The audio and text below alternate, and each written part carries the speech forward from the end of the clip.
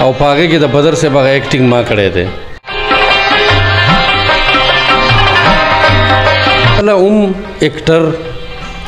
او د عوام په منځ کې فاصله وي نو هغه ایکټر کامیاب وي.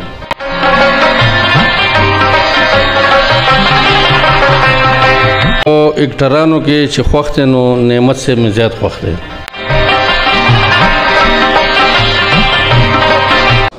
ملک صاحب چې ماله د لیونیس په خطاب راکو نو دا خبره مې په غوږونو واوره چې کم سپیشل لیونی شي هغه نه خپل ګوري او نه پردی ګوري بیا چک لګی چک.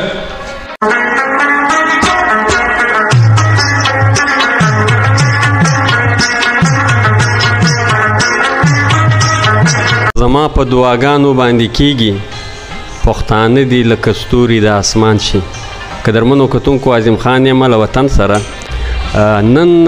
ستاسو مرکه له یو داسې فنکار اداکار سره کوم چې دا د پښتو ژبې ډرامو او په فلمانو کې کار کړی دی. د دې نوم دی رحیم خان سواتی صاحب. تر ټولو له مخه زه په خپل پروګرام کې رحیم خان سواتی صاحب ته ښه راغلاست وایم. السلام علیکم. ستړي مشئ. وعلیکم السلام. عظیم خان بھائی تاسو ستړي مشئ او موږ تاسو ته هرکلی وایو چې تاسو زموږ د غریب خانې ته راغلی او دومره موږ یاد کړو نو په دې ستاسو ډېر ډېر شکریه ادا کوم. دا ارمان به دې پوره کړم خو چې یوه پېره ستا واده وشي ستا واده وشي. رحیم خان سواتی صاحب خپله لنډه غوندې پېژندګلوي موږ سره وکړه. عظیم خان بھائی زما نوم رحیم خان سواتی دی او زه د سوات اوسېدونکی یم خو زیات وخت زموږ په کراچۍ کې وشو. موږ تقریبا په 1988 کې کراچۍ ته راشیف شو بس بیا دلته دا زندگی تیرو دا باقي عمر هم دلته تیر کو نور هم انشاءالله چې دلته تیریږي. فلمانو کې ډرامو کې د کار شوق څنګه پیدا سو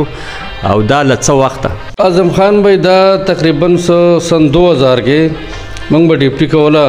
مرګري مو زمونږ یو ډایرکټر دی زما ډېر ښه ملګری هم دی رسول خان سواتی نوم یې دی. بس هغه لږ شوقینو ما ته یې ویل یاره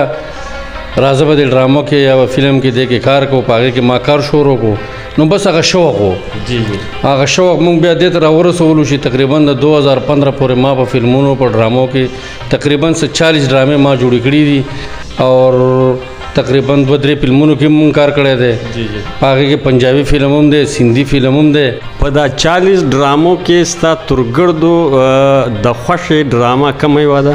په دې کې زما د خوښې ډرامه چې کومه وه دستور د پښتنو وه. هغې زما په دې خوښه وه چې مونږ د بدر صاحب فین وو او په هغې کې د بدر صاحب هغه ایکټینګ ما کړی دی. رحیم خان سواتی صاحب دا ماته وایه چې دا د سیډي دور یو فلمان به و جوړېدل به ډرامې به وې فنکاران به اخته و لګیا به و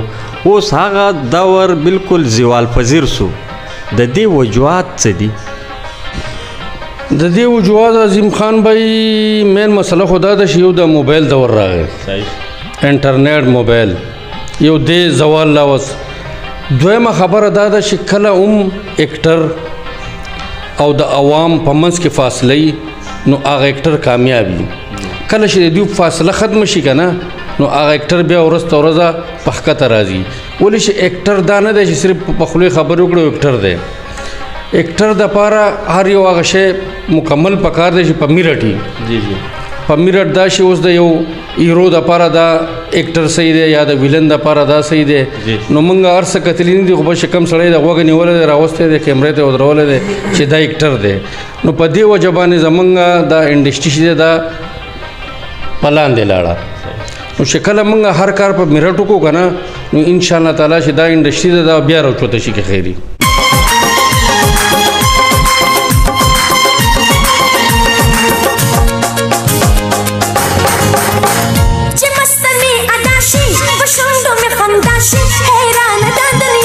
صاحب دا ماته وایه چې په پښتو فلمانو کې ستا تر ټولو کم اداکار خوښ سي؟ یاره عظیم خان بھائی زما خو په ایکټرانو کې چې خوښ دی نو نعمت صاحب مې زیات خوښ دی. ولې چې نعمت صاحب سره زموږ تعلق هم دی بل د هغه ایکټینګ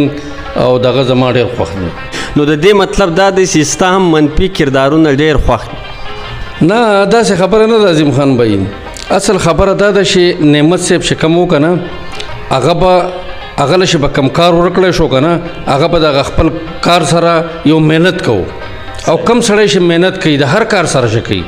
هغه الله تعالی کامیابوي هغه که زیمه که تی که بلی نو نعمت صاحب خپل برپور محنت کوو که په عام دنیا کې وګورو د نعمت صاحب په شانتې ښه سړی زیم چې اړو چرته شته دی نه موږ سره ناسته پاسته کړې ده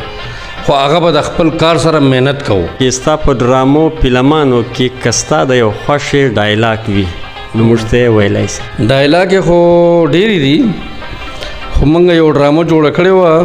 د جرګې فیصله نو په هغې کې زموږ چې کوم په هغې کې زما کرکټر د ویلني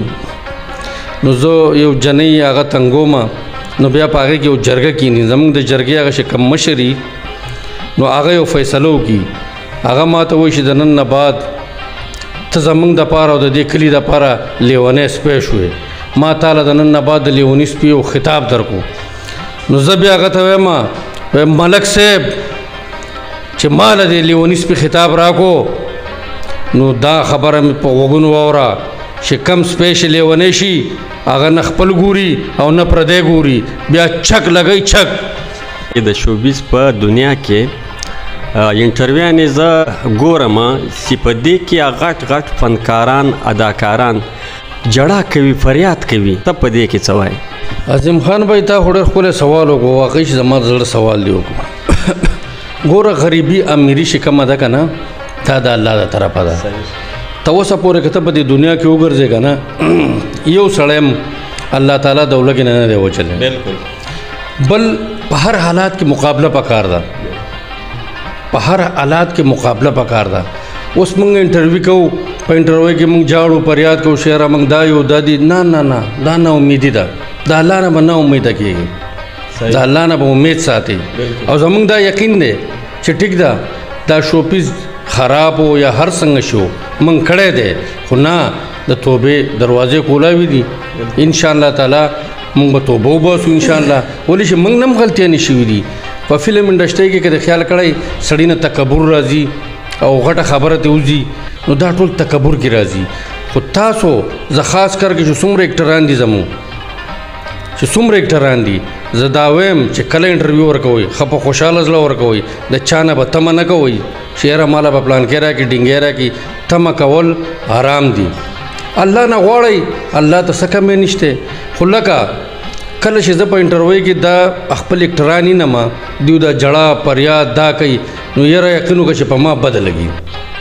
ځکه بده لګي چې بھائی ته خپل نورې داسې خبرې وکړه ستا چې کم په نصیب کې و څوک درکوي هغه به هسې هم درکوي هو جړه فریاد یا دا شی کول دا نه دي پکار. په دې کې به زه یو خبره بله هم وکړم چې زمونږ دا بار چې څومره مسافر دي په دوبۍ کې په سعودي کې یا هر ځای چې دي تقریبا دیو ته زیاده توجه دی دا خلک کوي نه دا شی نه دی پکار د دې شي نه زه ډېر سخت خلاف یم ولې چې رزق ورکولو والا ذات الله دی الله مونږ پیدا کړي او الله به مونږ ساتي خو په دې وجه باندې تاسو په هغو باندې یو زور یو لوډ اچوئ چې یاره هغو سره ولیږي دا دي هغه دي نه هغه مسافر دي او زه په دنیا کې که خفه کېږم که نه په دنیا کې که زه په چا خفه کېږم هغه په خاص کر کې مسافر و ولې چې په دنیا کې یو شی هم ګران نشته چې انسان کوي انسان ته هر څه آسان دي خو زه وایم چې یو شی انسان ته ګران دی په دنیا کې هغه څه دي مسافري دا چې څومره مسافر زموږ پراته دي الله دې آباد ساتي خو دوی د خپل کورونو نه بچو نه مور او پلار نه د دې نه لرې دي زه یم چې د دې په شان سخته زندګي په ټوله دنیا کې نشته. رحیم خان وروره ستا ذاتي ژوند ته راځم په عام ژوند کې څه کوي کاروبار څه کوي بچیان د څوري دي؟ بس عظیم خان بھائی عام ژوند کې زه یو سرکاري ملازم یم